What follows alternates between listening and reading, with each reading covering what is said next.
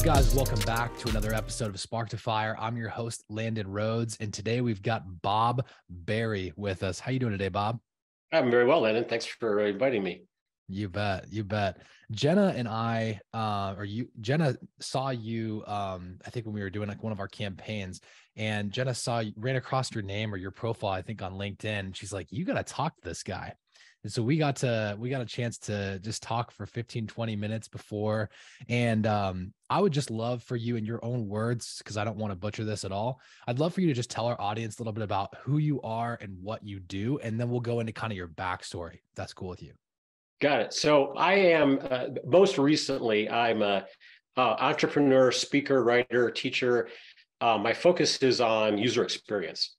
And I know we're going to talk a lot about that today. And my personal philosophy is that in the online world, and really in many instances in the offline world, all business outcomes happen only within the context of the experiences we provide. So experience in my profession is everything. And so I'm here to help people understand what that means and help them do a lot of very practical things to make that work for them, whatever their endeavors or their mission happens to be. I love that. I love that. And so specifically, where did you acquire these skills, this understanding of user experience? Where did all this come from? You know, I have a long history. I've been in the professional world since the early 80s. So that gives you some idea of how long I've been doing this. I've been involved in a lot of different business contexts. I started a few companies of my own. I worked with startups that other people have done. I've worked in the corporate environment. I've worked as a consultant. And in all of these cases, and all of this has been in various forms of high tech, online business, e-commerce, e-business, things like that. And in all of those cases, I've been directly involved in user experience and really providing people the kind of interactive tools, the kind of interactive options and interfaces and technology to help them be successful. And of course, if you can help customers and users be successful, that's the best path to helping your business be successful. So since I was young, since I was a kid, I've loved technology. I'm sort of a geek at heart. So when I was young, for example, I was very much into shortwave radio. So I was playing with electronics and, figuring out how to connect with the world long before the internet came along. And that's kind of where my passion started. And it sort of that passion has led me through a lot of the other endeavors I've been involved with. That's sweet. What were some of the companies that you worked at when you first got started, and where did you kind of end at? Because I know that you're doing a lot more consulting kind of out on your own now, but you've got some killer experience with some really cool companies. So can you talk a little bit about that? Yeah. So let me hit the highlights, and if there's any of these that sound particularly interesting, we can unpack them further. So my very first job in tech was working in college for the University of Nebraska, where I went to school.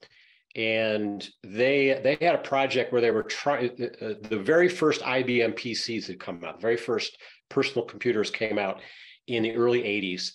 And they had, in the chemistry department, they had a mass spectrometry lab, and they were trying to figure out how to interface these IBM PCs to these giant mass spectrometers. They were doing a lot of astronomical work. They were trying to analyze photographs that they were getting from various telescopes that they were using. Okay. So I was actually working on IBM PCs at the machine level with source code, writing that. That was my first experience. After I graduated, I worked for Hewlett-Packard for 10 years. And we worked in their instrument business back when Bill Hewlett and Dave Packard were still alive. Fascinating company back in those days. It was one of the best companies to work for in the world.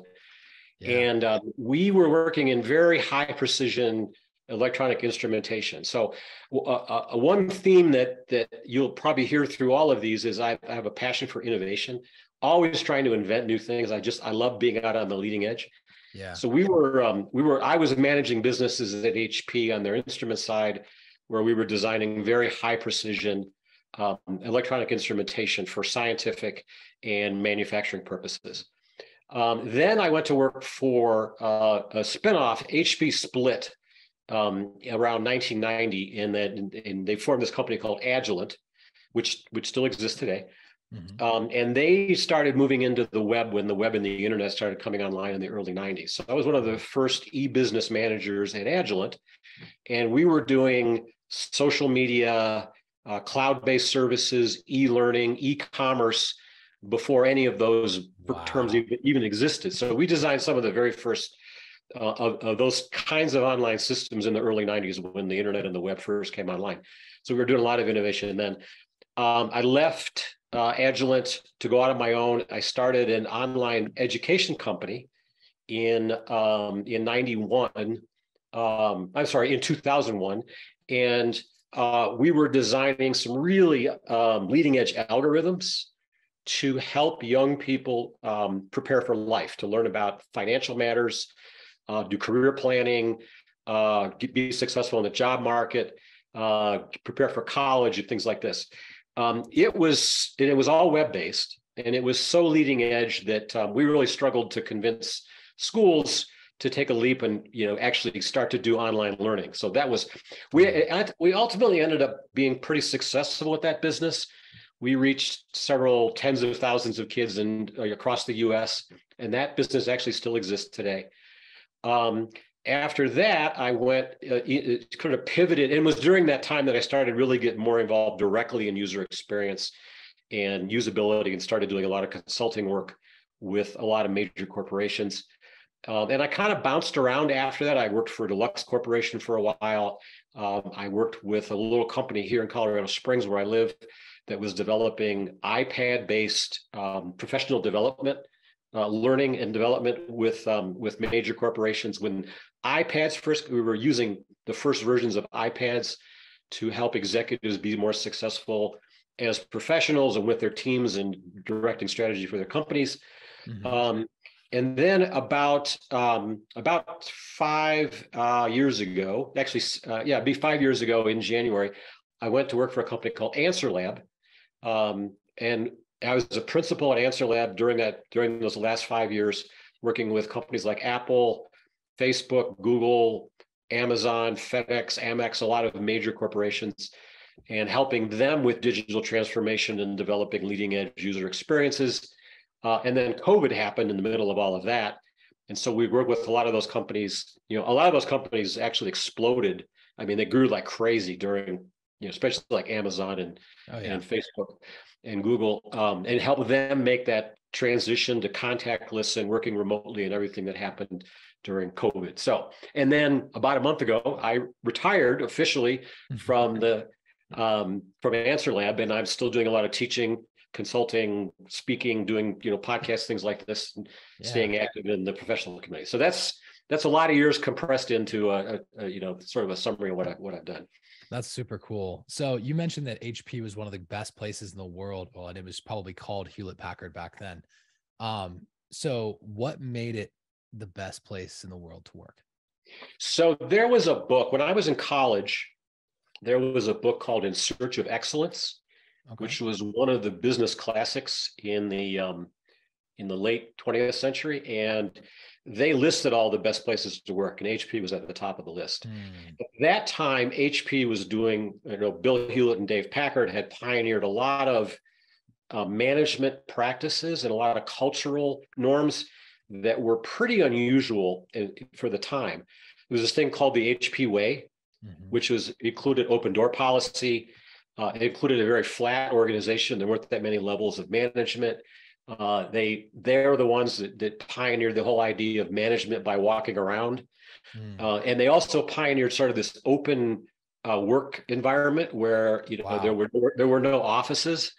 And they were also very dedicated to hiring a lot of young people. So I was in a cohort of literally thousands of young people that they hired during the 70s, 80s, and 90s to when they were in their in pretty major growth mode. So it was just it was a very collaborative environment. It was very unhierarchical. You could walk up to anybody at any level of management and have conversations with them. And the compensation and benefits were amazing. So there were a lot of things about HP in those days that was I personally met Bill Hewlett and Dave Packard on various occasions, and so they were very active in a lot of these practices as well. That's awesome. Sounds it sounds like a lot of the things that we do today, but we don't think about, like they were early. I mean, having open workspaces, open door policy, management by walking around, a lot of that's really normal now. Yeah, it really is. They were Yeah. very much the pioneers. They really were kind of the original Silicon Valley entrepreneurs. The Mhm. classic story of how they started in the garage in Palo Yeah.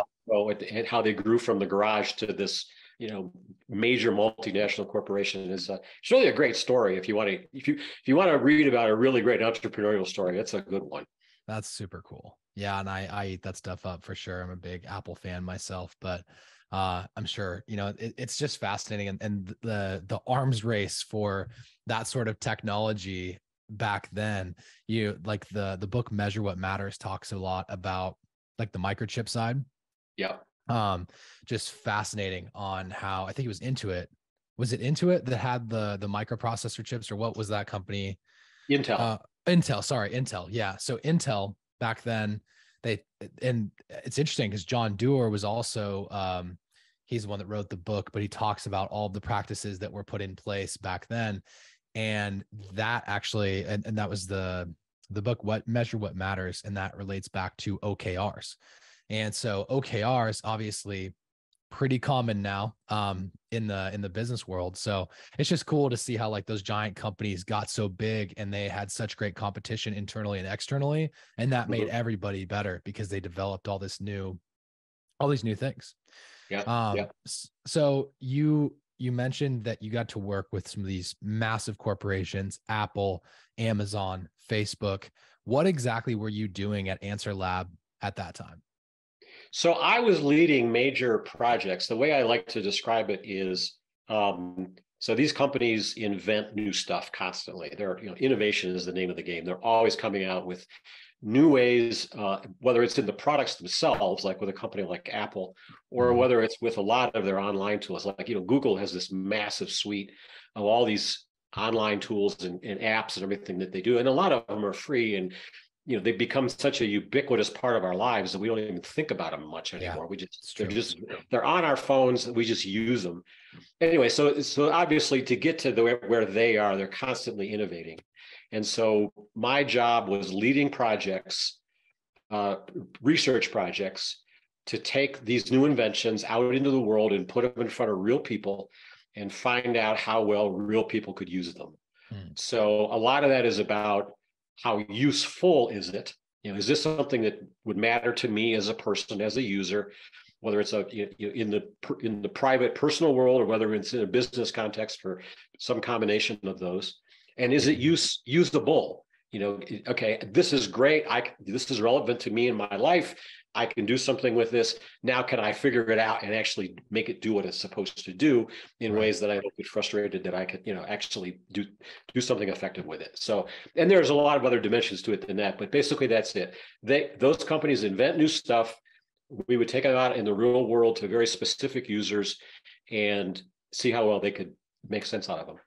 Yeah. What were an example of some of the software, some of the tech that you were working directly with? So one of the favorite examples I like to share is a couple of years ago during the uh, election in 2020. Mm-hmm. I won't name names, but there was one of these companies was developing an online voting information center. Okay. And the stated goal of this was to get some significant number of millions of users to register to vote and go vote. Of course, this was at the middle of COVID.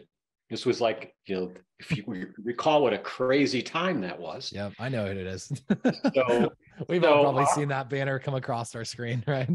yeah. So, right. I won't name names, but you probably know Yeah, what but you I'm got talking the about. names. Yeah. Okay, and so we did it starting in the summer of 2020 and right up almost until election day. We iterated a number of different versions of this voting information center, and we recruited a lot of different users, just regular people across the country.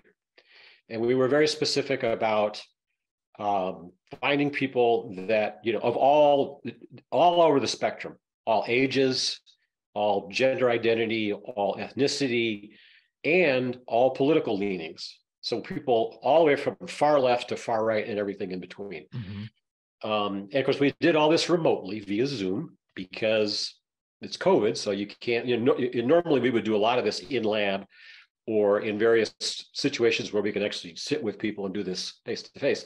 But because it was the middle of COVID, we had to do everything remotely.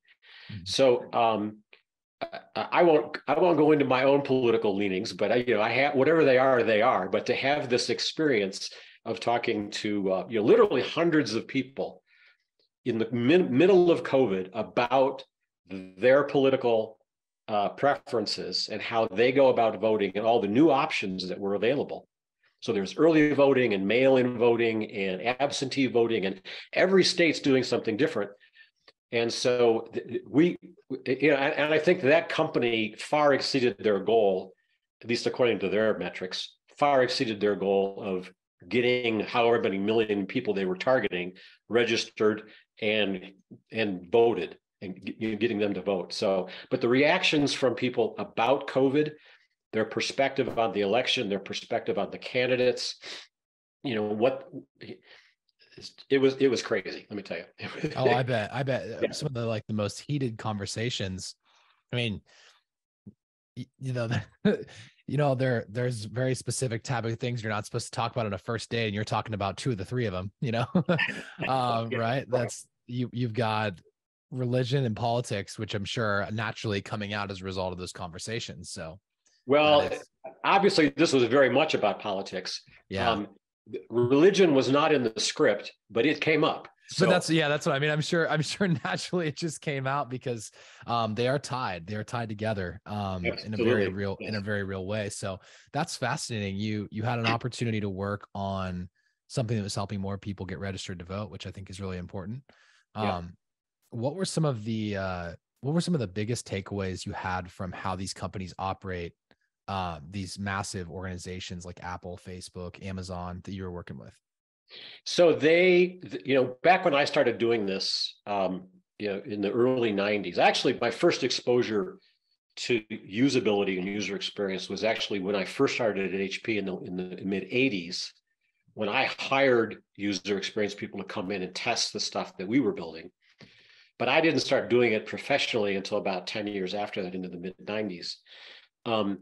And back then it was sort of an afterthought.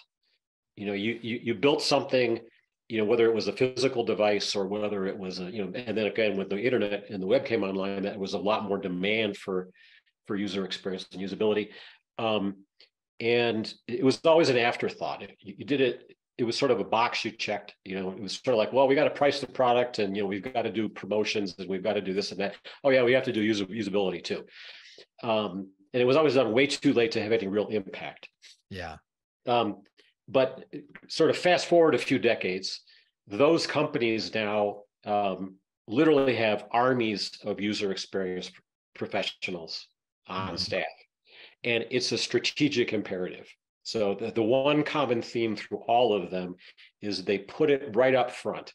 They build it in to everything that they do from the very beginning, from the early concept stage all the way through the entire life cycle of whatever the product or the website or the app might be.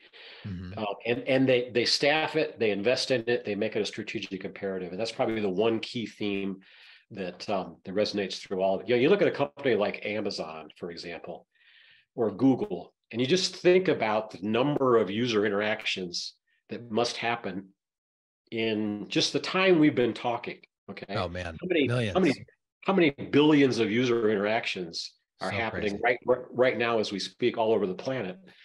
They absolutely positively have to get this right or they fail. And you can think of lots of examples where they didn't get it right, and it created tremendous problems for people. So it's just become an imperative.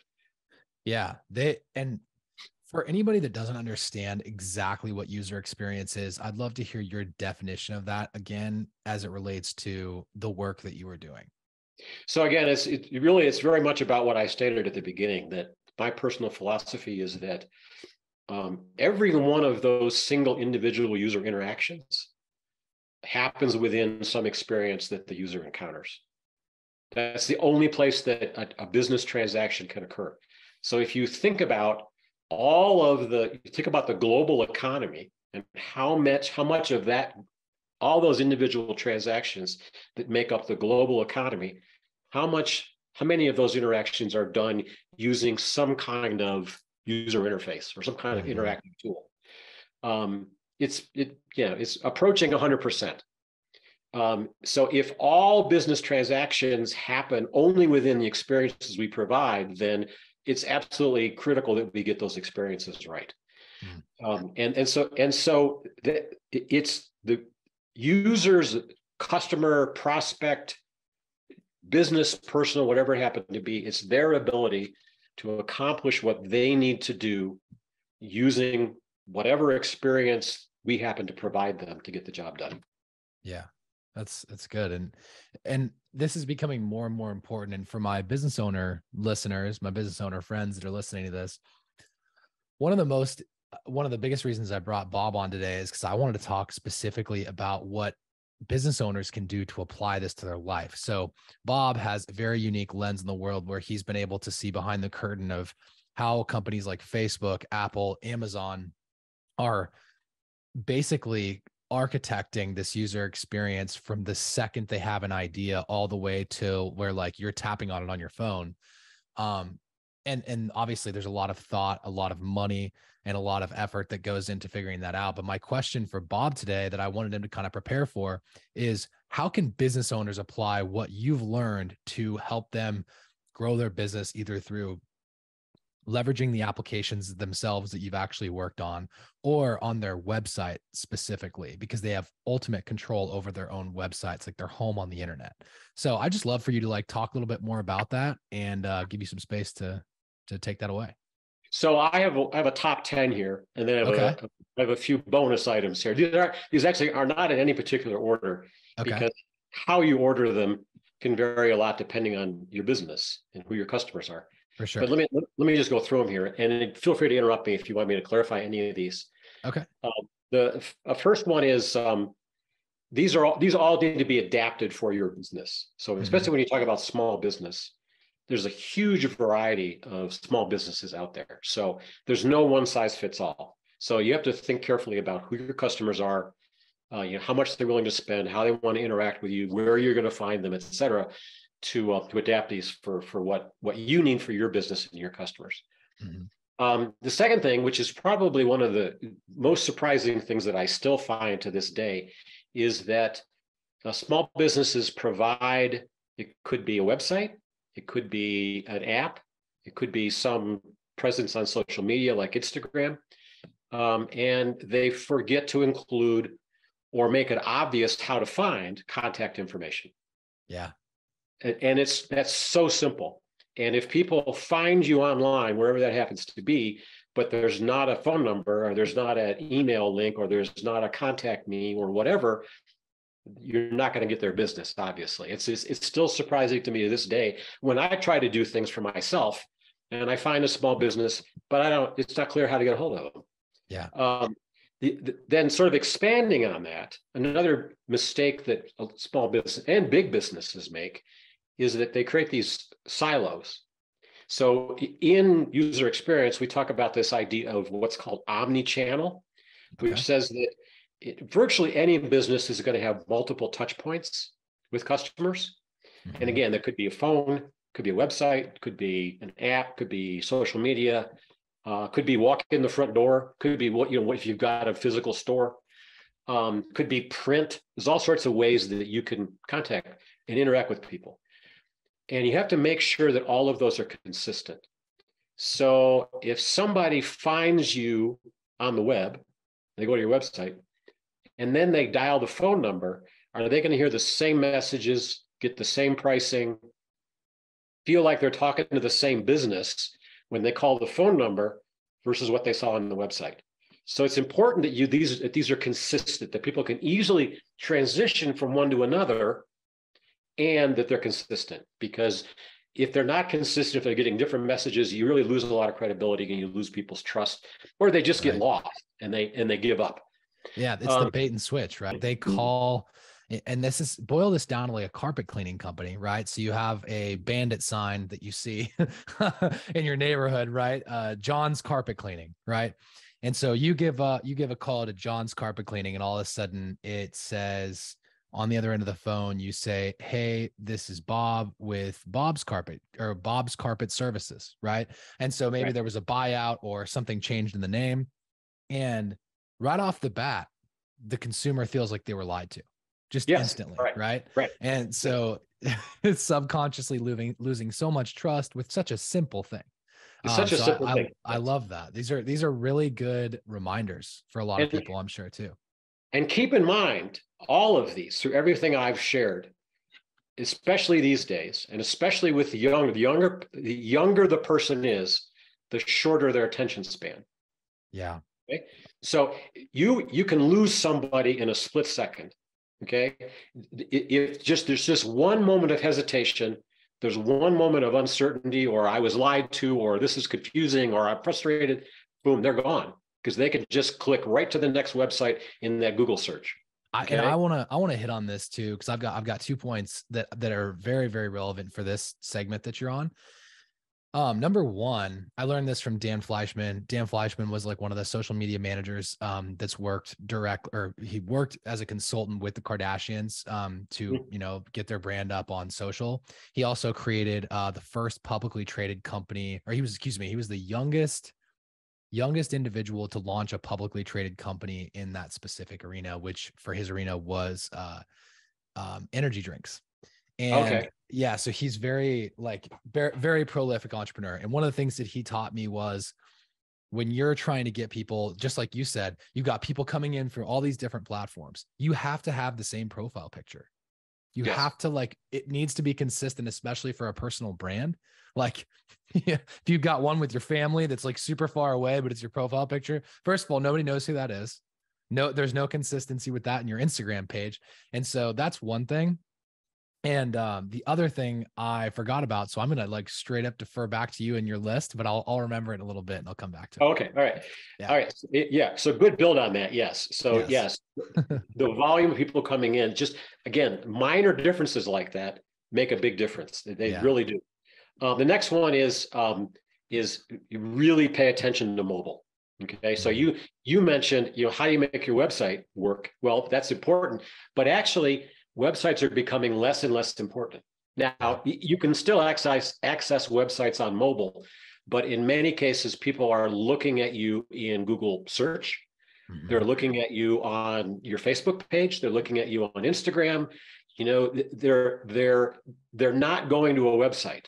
And chances are the more and more, and I think this is probably now approaching 80%, that initial and sometimes ongoing interactions with small businesses is done on your phone. Mhm. So make sure you focus on that. Make sure that you're sure that people can find you and interact with you on that little screen that you can hold in your hand. Um, And the make other it one, easy. the next one I would suggest too is make sure that you choose the right platform. Mm. So, for example, a lot of home services businesses like plumbers or construction and those kinds of service. I have a 125-year-old house. If you've ever seen the movie Money Pit, you know what it's like to own a house that old. So Yeah. I'm constantly pouring money into it, but Yeah. I'm sort of a do-it-yourselfer. I can do up to a point. I can do stuff, and what works really well for me is YouTube. Okay, Yeah. because YouTube has all these do-it-yourself videos, and a lot of times it's from local, you know, plumbers or contractors or whoever. And so again, the point here is that choose your platform carefully. You know, if you're selling, you know, personal care products, Instagram might be perfect for you. You know, if you're doing larger scale stuff where you have to really show a lot of images and, you know, plans and things like that, then a full scale website might be the best for you. Mhm. You know, if you're the kind of business that, you know, you just need a quick phone call to get started, then Google search might be the best place for you to optimize. So Mhm. there's so many things to choose from. Definitely don't try and do them all. Mhm. Pick one or two that you're going to get good at and optimize those, and make sure that they fit, who your customers are and what they're trying to do and your products.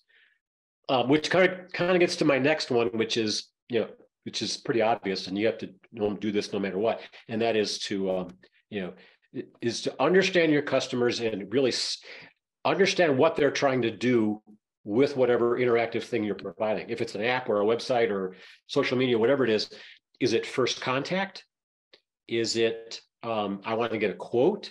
Is it I need to talk to somebody right away?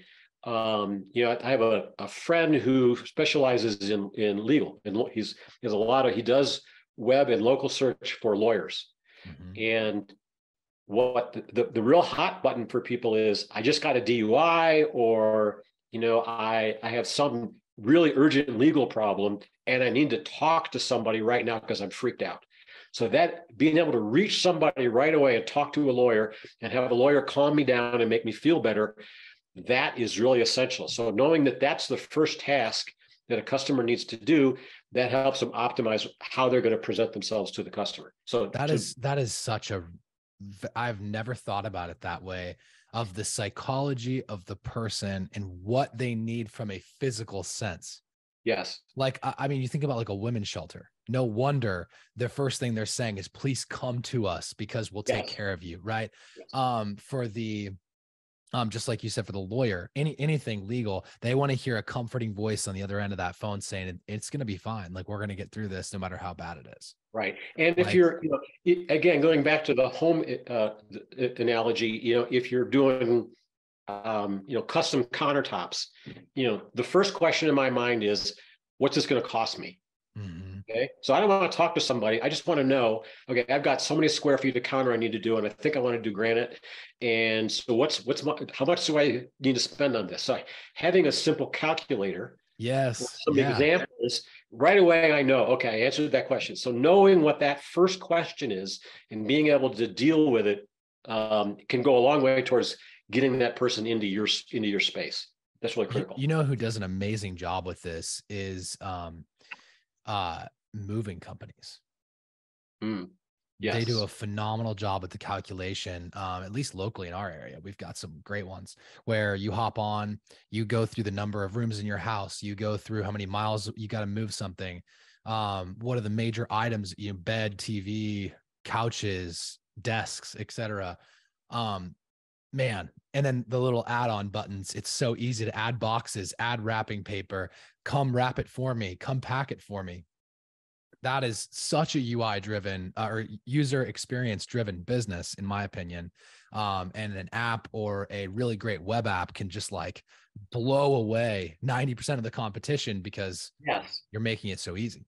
And I'm sure you've had this experience too, where that's what you want. You want to be able to plug in your numbers and get an answer. Yeah. But some of these websites, it's like they want you to fill out your name, address, phone number, and all your detailed information, and you don't get an answer, and you're going to get spammed for the next year by Mm-hmm. providing all that information.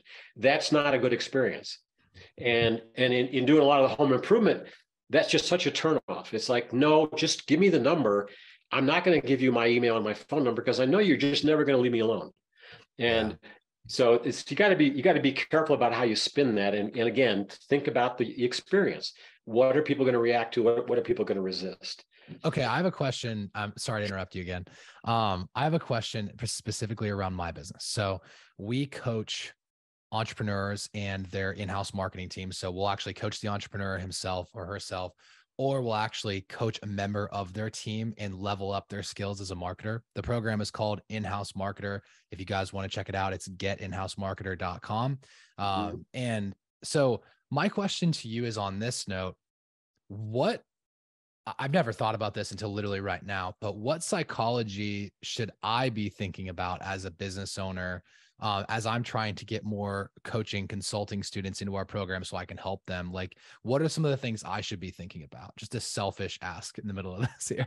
So what I have found, and I actually done some of this. Okay.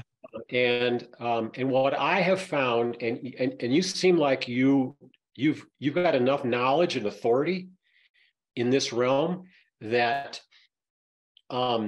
you need to get people into a 10 or 15-minute conversation. Mm-hmm. And so and again, whatever offer that might be, and then maybe you provide some real simple case studies or testimonials that people say, I did this and it really worked. So there's, in that kind of case with coaching, every situation, every person is so different. Especially with, like we talked earlier about small businesses, there's so many small businesses, so many product types, so many customers, that it's hard to come up with a formula that's going to fit all of those. But you have enough personal experience, and you have your own persona, your own presence. So if you can get those people into a 10 or 15-minute conversation and really listen to them, and then real time apply that, to me, that would be the kind of experience where people could connect with you. Because as a coach, I need to be able to trust you. Mm-hmm. I need to be able to be convinced that you have the knowledge and the skill that you can impart to me. So that conversation, I think, would be, I think that'd be an effective first touch. Awesome. I love it. I'll let you get back to your list. Thanks for entertaining that. Okay. All right, cool. Let's see, what else? Also, the next one is be real sensitive to the current situation. And, if we'd had this conversation, 2 years ago, we'd be talking all about COVID. Mm-hmm. We'd be talking all about contactless and e-commerce. And, so many small businesses did not successfully make those transitions and really paid the price. And there are lots of examples of small businesses that really got creative and really figured out how to pivot. And did curbside or did remote or did, virtual or whatever it was, and managed not only to stay in business, but to thrive during those times. Excuse me. So now, of course, some of the things going on are you got high gas prices, inflation, depending on your business and your client, keep those in mind, because those are going to affect people's lives. It's going to affect their personal experience of how they're dealing with all this. And you should fold that into your thinking as well. Next one is check out your competitors. Okay, go to your competitor's website. Get somebody to pretend they're a customer and go engage your competitors. Do it yourself. You can learn a lot from what works well and what doesn't by trying to traverse those pathways or those experiences that your competitors are offering. And again, you might discover some things that don't work well that you're doing that you need to go back and fix, or you might discover some best practices that might really apply to your business. Yeah. The next one is for all of these is you have to test. Okay, and that might be even the potentially is the biggest mistake that businesses of any size, including small businesses, that might be the biggest mistake that they do is they don't test. Now, when I did a lot of this stuff for these big corporations, they would easily spend six figures on testing. Obviously, small businesses can't do that. You can test for virtually no money at all. You can get your employees, you can offer freebies to your customers. You can go on there and do it yourself. You've just got to very clearly understand what are the 5 key things that your customers have to do on your website, your app, on your phone, on social media, whatever it might be. What are the 5 key things that your customers have to do for them to be successful, and therefore for you to be successful? And go test them. Run through them beginning to end, whatever it takes, and then be willing to fix whatever it is you find that doesn't work. Yeah. Okay. And if all of these that I've just mentioned, if you don't test them, you don't know if you've done them right. Or if same thing with headlines, by the way. And a lot of small businesses may feel like, oh, we don't get enough traffic to notice a difference from a headline test. But one thing that I teach a lot of our students in the in-house marketer is, and we just had a masterclass on this, and it's testing headlines with your organic content. You can test this stuff for free. You can put it out in the marketplace and see how well did this resonate with the audience that I have currently that are my Facebook friends, right? Right. Such a powerful powerful thing that we can just test in front of thousands of people. Yeah. Thousands. It's Yes. wild. Yes. This used to cost thousands of dollars, tens of thousands in TV days, but now you can do it for free. You can do it for free. And I'm actually glad you brought that up because headlines is an art. And so, how many headlines do you see in a day? Hundreds? Hundreds. What do they Thousands? say that you see around like 3,000 brands a day? Is that right? Yeah. I mean, the number of headlines you see in a day is just unbelievable. And Yeah. so, yes, your ability to really craft that headline in a way that speaks directly to whatever it is your user, your prospect is, whatever that has on their mind is essential to getting there. It's all about attention. Attention is everything. Did you study direct response copywriters at all as a part of your work? In the early days, I actually was hired at HP in marketing. So I did, this was before the internet. So we did a lot of advertising, direct mail, direct response marketing, call centers, a lot of the old traditional marketing.